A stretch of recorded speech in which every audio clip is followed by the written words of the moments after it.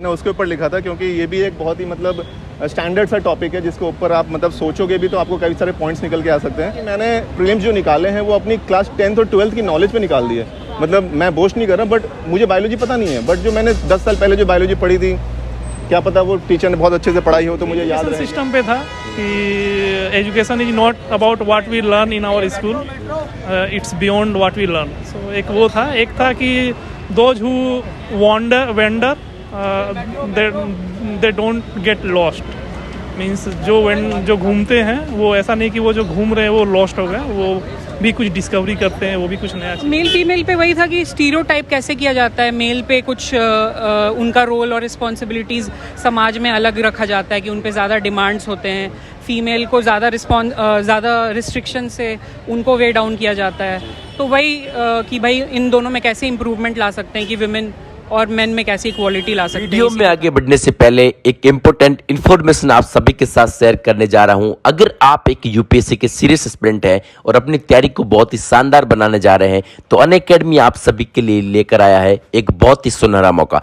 Unacademy से 2022 के अंदर 333 से ज़्यादा यूपीएससी टॉपर्स आए हैं और आज आपके लिए एक नया मौका है। पाए up to 50% off on Unacademy UPSC subscription. बढ़िया एक और कदम आगे अपने यूपीएससी के सपने पूरे करें। Up to 50% off on your UPSC subscription ending on 16 सितंबर। UPSC CSC preparation is now easy.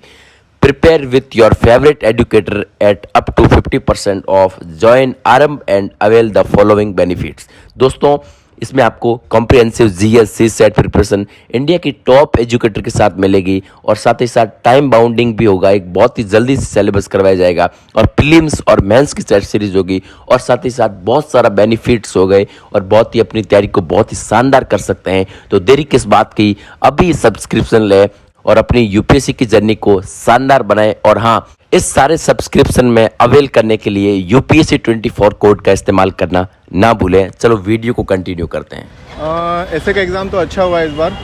पिछले बार मैंने एसए में 115 मैंने अटैम्प्ट मतलब 110 मार्क्स आए थे मेरे अटैम्प्ट में, और जो इस बार मैंने चूज़ किया है वो टॉपिक आपका ये वाला है, not all who wanders are lost. Because मुझे इसमें थोड़ा ऐसा लगा कि मैं थोड़ा ऑर्गेनिक आंसर्स लिख सकता हूँ, क्योंकि ऐसे में यही होता है कि जितनी आप तैयारी करके आते हो वो आपको यहाँ पे उतारने में थोड़ी सी दिक्कत ये होती है कि आपका दिमाग उस तरीके से खुल नहीं पाता इंस्टेंटली। जी सर। कुछ कोट्स याद करके आते हो, कुछ अच्छे जो लेजेंड्स हैं उनके क्या कहा उन्होंने उनके बारे में याद करके आते हो, बट प्रॉब्लम यही होती है कि बहुत ज़्यादा याद कर लिया, ऊपर से आपके जीएस पेपर्स भी का भी इतना सारा मटेरियल आपके दिमाग में है, तो राइट टाइम पे राइट मैसेज निकालना और वो भी टॉपिक के अकॉर्डिंग, वो बहुत बड़ा चैलेंज हो जाता है। तो इसीलिए अपने आप को बहुत ही कूलली अपने आप को मतलब उस तरीके से सोचो। अपने जो 20 मिनट मिलते हैं वो बहुत अच्छे तरीके से उसको एनालिसिस करो कि हाँ मैं क्या लिख सकता हूँ इसके ऊपर, देन अटेम्प्ट लो। भले चाहे आपको थोड़ा सा कम टाइम मिलेगा लिखने का, but your attempt should be so that कि आपका एक फ्लो मिल जाए और सामने वाला जो एग्जामिनर है उसको इतना अच्छे से समझ में आ जाए कि वो आपके ऐसे में पढ़ते पढ़ते वो बह जाए, मतलब उसको इतना पसंद आ जाए। बहुत ज़्यादा डेटा डाल देना, बहुत ज़्यादा कोड्स डाल देना, तो एग्जामिनर भी कभी कभी ऐसा लगता है कि मतलब उसको भी, जैसे मैं खुद अगर पढ़ूंगा उस बच्चे के आंसर्स तो मुझे ऐसा लगेगा यार ये बहुत फेक है, चीज़ों को बहुत फेक तरीके से पोर्ट्रे कर रहा है। बट जितना आप उसको, चाहे भले आप 2 कोड्स ही डालो, but it should be connecting. तो ये मेरे को लगा कि इस बार का ऐसे में आप कनेक्ट कर सकते थे क्योंकि टॉपिक्स आपको काफ़ी अच्छे से समझ में आ गए थे। एक ये दूसरा वाला जो था वो मेरा जो गर्ल्स एंड बॉयज़ के ऊपर जो था मैंने उसके ऊपर लिखा था, क्योंकि ये भी एक बहुत ही मतलब स्टैंडर्ड सा टॉपिक है जिसके ऊपर आप मतलब सोचोगे भी तो आपको कई सारे पॉइंट्स निकल के आ सकते हैं। बट इस वाले ऐसे में मेरे को थोड़ा सा कम टाइम मिला, बिकॉज मैंने पहले ऐसे में ज़्यादा अटैम्प्ट की करने की कोशिश में मैंने थोड़ा टाइम लगा दिया। तो रही बात आपके ऐसे के दोनों बैलेंस की कि भाई पहला ऐसे और सेकंड ऐसे को कैसे बैलेंस करोगे, तो ये आपको एक स्ट्रैटेजी पहले से अपनानी पड़ेगी। आपको दोनों ऐसे ट्राई करने पड़ेंगे घर पे बैठ के, 3 घंटे में आप लिख पाते हो कि नहीं, अलॉन्ग विद द टाइम जिसमें आप ये कोशिश करते हो कि मैं फ्रेमवर्क को कैसे बनाऊंगा। तो कोशिश हमेशा ऐसी हो कि भाई आप ऐसे को बहुत अच्छे से उतार सको और इमोशनली कनेक्ट कर सको एग्जामिनर के साथ। इमोशनल कनेक्ट बहुत इंपॉर्टेंट है, बहुत ज़्यादा ज़रूरी है इमोशनल कनेक्ट। अगर वो नहीं हो पाया ना तो आपको ऐसे में 90 भी मिल सकते हैं, 50 भी मिल सकते हैं। और अगर आपने इमोशनली कनेक्ट कर लिया, क्योंकि एक तरीके से आप कहानी बता रहे हो एग्जामिनर को, और कहानी सबको पसंद आती है, छोटे बच्चे से लेकर बूढ़े तक को कहानी पसंद आती है, तो आपका ऐसे कहानी होनी चाहिए। और उस कहानी के जो किरदार होते हैं, जो स्टार्टिंग में आप नाम बताते हो कैरेक्टर्स का, एंड भी वैसे कर दो, उनको कनेक्ट करके लेके आओ लास्ट तक। देन आपको लगेगा कि हाँ आपका ऐसे पूरा फुल हो चुका है। और मैं अगर एग्जामिनर होऊंगा तो मैं ऐसे को 100 में से तो कम दूंगा नहीं, मतलब 100 के नीचे नहीं जाऊंगा, 100 के ऊपर ही दूंगा। तो लेट्स सी इस बार बच्चों का क्या रिएक्शन है, बट मेरे हिसाब से थोड़ा सा ठीक हुआ है, तो देखते हैं क्या होता है। कौन सा अटेम्प्ट था? ये मेरा 4th अटेम्प्ट है, बट सेकंड मेंस है, और जो सेकंड मेंस है तो मैं सोच रहा हूँ कि इसके बाद और मेंस दूंगा नहीं, क्योंकि इसमें बहुत मेहनत होती है। मैं नौकरी भी कर रहा हूँ प्लस फैमिली है, तो मैं अब इसके बाद शायद नहीं दूँ। तो सर अभी मेंस के लिए आपने कितना टाइम दे रहे हो उसको, तैयारी में कितना टाइम से मतलब कितना टाइम देते हो ओवरऑल एक दिन में? मैंने प्रीलिम्स के बाद जो 3 महीने मिले थे, उसके बाद तो मुझे चिकन पॉक्स हो गया था। भगवान की दया से मुझे चिकन पॉक्स इस दौरान ही हुआ, तो उसमें रिकवर होते होते मुझे 15 दिन तो मेरे चिकन पॉक्स में चले गए। देन जो टाइम बचा 45 डेज, उसमें मैंने ऑफिस से छुट्टी ले ली, देन लाइब्रेरी पकड़ी, लाइब्रेरी में जाके 15-15 घंटे लेके मैंने पढ़ाई करी, सारे कवर किए, आंसर्स भी लिखे। देन मुझे ये फील हुआ कि टाइम अगर आप मतलब आपके हाथ में है तो आप इसकी तैयारी काफ़ी अच्छे से कर सकते हो, बट वो उसको मैनेज करने के लिए आपको एक पूरे 1 साल की तैयारी करनी पड़ेगी। अगर आपने ये 3 महीने सोचा कि भाई मैं 3 महीने मेंस निकाल लूँगा, that is not possible at all, और आपका ये अटेम्प्ट पे अटेम्प्ट बढ़ाता जाएगा। तो मेंस की जो तैयारी है ना, जो आगे के बच्चे अगर लिखेंगे, तो मैं उनको ये बोलूँगा कि जो अभी जो दिसंबर तक का जो टाइम बचा है, सितंबर से लेकर दिसंबर तक, इसमें आप मेंस रेडी हो जाओ। देन वो आप भगवान भरोसे छोड़ दो कि मैं अब मेंस की तैयारी या मेंस के अटेम्प्ट सब में 3 महीने वो वाले मिलेंगे जो मुझे नेक्स्ट अटेम्प्ट उसमें करूँगा। तो ये 3 महीने को काफ़ी अच्छे से यूटिलाइज करो, वो बहुत जरूरी है। मेंस में क्या गलतियाँ रहेगी जिसका इंटरव्यू कॉल नहीं है आपका सर? मेरे जो मेंस में गलती हो गई थी ये कि मेरा फर्स्ट अटेम्प्ट था, तो मुझे स्ट्रैटेजी पता नहीं थी। मैंने आंसर्स जो लिखते हैं वो बेसिकली ऐसे लिखते हैं कि आप जो 20 क्वेश्चन अटेम्प्ट करते हो, पहले जो 5 होते हैं 1 से लेकर 5 तक, वो आपके बहुत अच्छे आंसर्स होने चाहिए। उसके बाद वो 10-10 नंबर के होते हैं। उसके बाद अब चले जाओ 11 से 20 पे, जो कि 15 मार्कर्स होते हैं। उसके आंसर्स में आपको ज़्यादा दिमाग लगा के और ज़्यादा फोकस ओरिएंटेड लिखना है और काफ़ी अच्छे से लिखना है। एंड देन जो 6 से लेके जो 10 वाला जो क्वेश्चन है, उसको वैसे करो कि हाँ ठीक है, बहुत मतलब आपको तो खैर पता है कि टाइम इतना ज़्यादा मिलता नहीं है, तो वो आपके वैसे अटेम्प्ट्स होने चाहिए। तो कोशिश ये करना कि ये फॉलो करें, बट ये मैंने फॉलो नहीं करी थी। मैंने सीधा 1 से लेकर 20 तक अटेम्प्ट किया, तो मेरे जो 15 मार्कर्स थे वो काफ़ी ख़राब चले गए थे, तो जिसकी वजह से मैं 8 नंबरों से रह गया था अपने पिछले मेंस में। ओके, तो सर बात करते हैं, आपने 2 बार प्रीलिम्स क्रैक करके मेंस लिखे हैं। सर प्रीलिम्स की क्या स्ट्रेटजी है? सर बहुत सारे एस्पिरेंट जो न्यू होते हैं 12th करने के बाद प्रीलिम्स की तैयारी करना स्टार्ट कर देते हैं, तो पहले प्रीलिम्स की तैयारी करें या मेंस की तैयारी करें? बहुत सारी दिक्कत आती है, उनको आप क्या बोलोगे? देखो, टॉपर्स में यूट्यूब पे बहुत कुछ बोल रखा है कि प्रीलिम्स और मेंस की तैयारी साथ होती है, ये होता है वो होता है। वो गलत नहीं कर रहे हैं, वो सही कह रहे हैं। तो ज़रूरी नहीं है कि, बट उन्होंने जो कह दिया आप उसको पूरी तरीके से फॉलो कर सकते हो या कर पाओगे, है ना। दिक्कत होती है क्योंकि उसने जो अपना शेड्यूल बना रखा है, वो कभी शेड्यूल को अपने फॉलो करवाने की कोशिश भले आपसे करवाएगा, बट आप नहीं कर सकते उस शेड्यूल को फॉलो, क्योंकि आपकी बहुत सारी दिक्कतें हैं। 1 साल के लिए पढ़ना, आप कैसे पढ़ पाओगे कैसे नहीं पढ़ पाओगे, वो अपनी स्ट्रेंथ पे जाके देखो कि अपनी मेरी स्ट्रेंथ कैसी है। अगर मैं 20-20 घंटे या 10-10 घंटे भी अगर पढ़ सकता हूँ एक दिन में, तो मैं अपने हिसाब से उस चीज़ को वैसे फोकस कर लूँगा कि मैं टाइम को उस तरीके से डिवाइड कर लूँ। जो पेपर्स हैं GS1, GS2, GS3, GS4, सब बोलते हैं कि भाई मेंस में वही घिसे पीटे जो टॉपिक्स हैं उसी को पूछना जाएगा, उसी पे लिख दोगे, बट ऐसा नहीं है। यूपीएससी अब बहुत एडवांस लेवल पे पहुँच चुका है। वो क्वेश्चंस भी ऐसे पूछता है जिसमें आपका, जैसे सपोज आर्ट एंड कल्चर का क्वेश्चन है ना, और वो भक्ति मूवमेंट पे आ गया, तो भक्ति मूवमेंट के सराउंडिंग छोड़ो, आर्ट एंड कल्चर के सराउंडिंग घुमा देगा आपको। पूरा आर्ट एंड कल्चर आपको याद होना चाहिए, उसके ऊपर ही आंसर लिखोगे, देन आपको जाके मार्क्स मिलेंगे। तो अपनी तैयारी सबसे पहले तो ये करना कि जो मेंस में जो आपके जो टॉपिक्स हैं पेपर वाइज, उनको एक जगह लिख लो।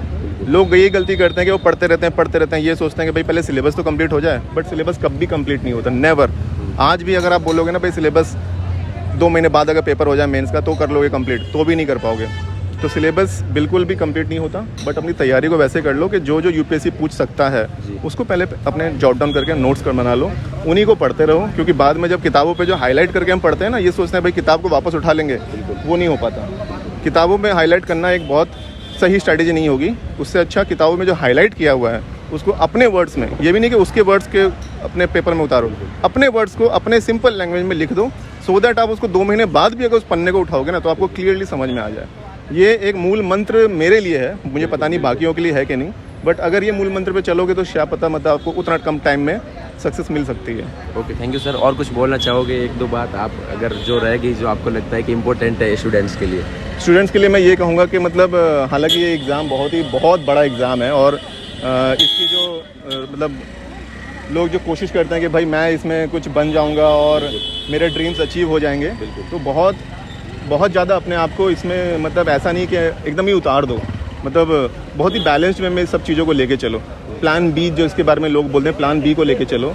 मैं सिर्फ नौकरी करता हूँ तो मेरा एक अलग ओरिएंटेशन है इस एग्ज़ाम को लेके, क्योंकि मैं मतलब मुझे पता है कि यार मैं नहीं भी होगा तो क्या फ़र्क पड़ता है। तो ऐसा नहीं है कि मतलब आप प्लान ए रखोगे तो नौकरी, मतलब मैं ये कहना चाह रहा हूँ कि नौकरी आपको इस एग्ज़ाम को क्लियर कराने में हेल्प करेगी। बिल्कुल। बट आजकल लोग नौकरी के साथ निकालते हैं, क्यों? क्योंकि उनका बैलेंस अप्रोच होता है। तो आप नौकरी करो चाहे मत करो, या आप मतलब बैचलर हो चाहे जो भी हो, मतलब एक सही फ्रेमवर्क में तैयारी करोगे और जो जो बेसिक चीज़ें हैं उनको पूरी कर लोगे ना, तो आपको बहुत ही दुनिया में बोलते हैं ना अंडर द सन जो नॉलेज है वो पढ़ लोगे तो हो जाएगा। अंडर द सन बहुत कुछ है, तो उतना पढ़ने की ज़रूरत भी नहीं है और यूपीएससी उतना पूछेगा भी नहीं।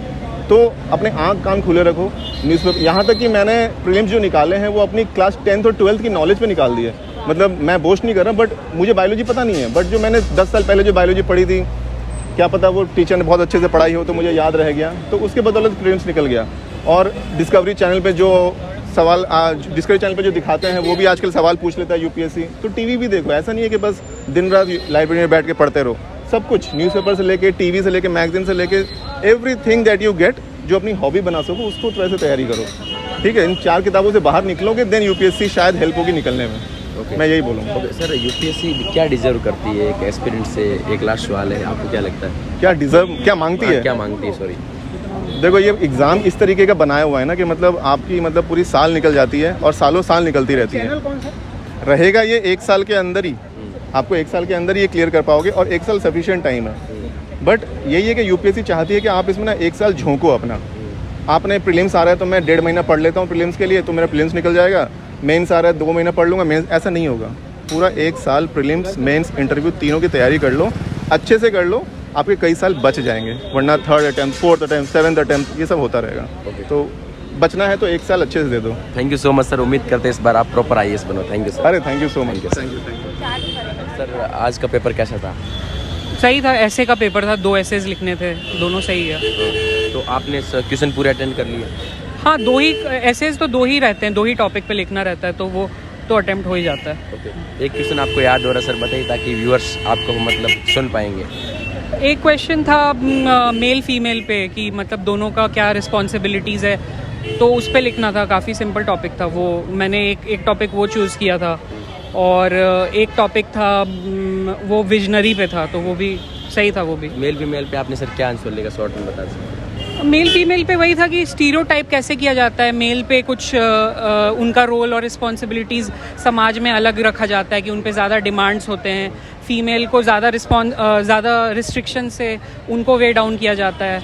तो वही कि भाई इन दोनों में कैसे इम्प्रूवमेंट ला सकते हैं कि विमेन और मेन में कैसी इक्वालिटी ला सकते हैं, इसी पे था टॉपिक। ये कौन सा अटेम्प्ट था आपका? फर्स्ट अटेम्प्ट, फर्स्ट बार मेंस लिखा है। हाँ। तो सर एक बार लास्ट क्वेश्चन की ओर चलते हैं कि सर आपने पहली बार ने प्रीलिम्स क्रैक कर लिया, तो आपने प्रीलिम्स के लिए क्या स्ट्रेटजी अपनाई, थोड़ा बहुत समय में बता दीजिए। कुछ नहीं, सिंपल मतलब बेसिक्स रखा। सीसैट इस बार काफ़ी डिफ़िकल्ट आया था, तो मेरा इंग्लिश थोड़ा स्ट्रॉन्ग है मैथ्स से, तो इंग्लिश मैंने किया, मैथ्स उतना मैंने भी नहीं सॉल्व किया। मोस्टली इस बार आई थिंक सीसैट के वजह से लोग काफ़ी एलिमिनेट हो गए प्रीलिम्स में, तो आई थिंक दोनों सीसैट और जीएस दोनों पे जो बराबर का फोकस करेंगे उनका हो जाएगा। Okay, thank you sir. तो अच्छा था। लास्ट टाइम दोनों फिलोसफिकल टॉपिक थे, बट इस बार फिलोसफिकल भी थे और सोशल इश्यूज भी थे, तो पेपर तो अच्छा गया, बट बाकी देखते हैं। ये कौन सा मेंस था आपका? मेरा 3rd मेंस है। 3rd मेंस, और कौन सा अटेम्प्ट है? 6 अटेम्प्ट है। हाँ। ओवरऑल 3 बार आपने यूपीएससी के मेंस लिखे हैं, तो इस बार अभी आप एग्जाम दे के आए हो, ओवरऑल की बात करें कि लास्ट की तो तुलना में यूपीएससी अपना पैटर्न बदल दी है, इस बार सेम के सेम है? नहीं, बदली है, थोड़ा सा बदली है। मतलब एक जो सेक्शन था उसमें आपका सोशल इश्यूज पे दी थी, लास्ट टाइम केवल फिलोसफिकल था। तो उसका रीज़न ये है क्योंकि लास्ट टाइम ऐसे में दोनों फिलोसफिकल थे, तो लड़का लोगों को क्या हुआ था कि बहुत इंटरप्रिटेशन में दिक्कत हुई थी, तो इस बार थोड़ा अच्छा की है कि आपको वो दिक्कत ना हो। तो भैया आपको आंसर राइटिंग में प्रैक्टिस में तो दिक्कत नहीं हुई, आपने सारे क्वेश्चन अटेंड किए? 2 ही क्वेश्चन थे, तो 2 ही, वो तो कोई इशू नहीं है। ओके, एक क्वेश्चन आपको याद आ रहा है? कोई क्वेश्चन आपको जो क्वेश्चन थे, एक एजुकेशन सिस्टम पे था कि education is not about what we learn in our school, it's beyond what we learn. So एक वो था। एक था कि those who wander they don't get lost, means जो घूमते हैं वो ऐसा नहीं कि वो जो घूम रहे हैं वो लॉस्ट हो गए, वो भी कुछ डिस्कवरी करते हैं, वो भी कुछ नया चीज़, यही है। ओके, लास्ट सवाल की ओर चलते हैं सर।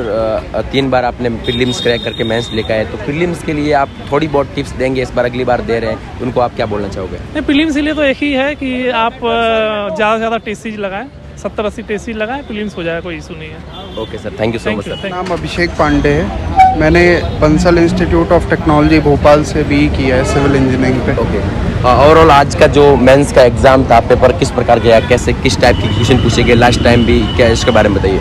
पेपर मेरे हिसाब से पिछले 2-3 साल के हिसाब से इजी आया था इस बार। सोसाइटी के कुछ टॉपिक्स थे जो कि काफ़ी डूएबल थे और सारे सिंपल टॉपिक्स थे। हर सेक्शन में कम से कम 2-2 सिंपल टॉपिक्स थे। ओके, ये कौन सा अटेम्प्ट था आपका? मेरा 3rd अटेम्प्ट। ओके, ओवरऑल ये 3rd अटेम्प्ट में कितने मेंस लेके, या पहली बार मेंस? नहीं, फर्स्ट मेंस है। फर्स्ट मेंस है। तो इस 2 बार आपने प्रीलिम्स दिया, उस टाइम क्या गलतियां रही या फिर कैसे उसका बार कैसे क्या किया आपने? फर्स्ट बार ज़्यादा प्रिपेयर करके दिया नहीं था, 1-2 महीने प्रिपेयर करके दिया था।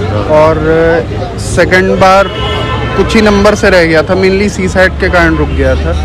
तो इस बार मैंने दोनों पे काम किया। और ओके, तो आपने लास्ट टाइम के भी UPSC मेंस के पेपर्स देखे होंगे और इस बार के पेपर देखे होंगे, क्या डिफरेंस लगा, क्या देखते हो आप अपने दृष्टिकोण से? अभी तो सिर्फ एक ही पेपर हुआ है, सिर्फ ऐसे का आज हुआ है, तो इजी था। पिछले 2 साल के मुकाबले मेरे हिसाब से इजी टॉपिक्स आए थे।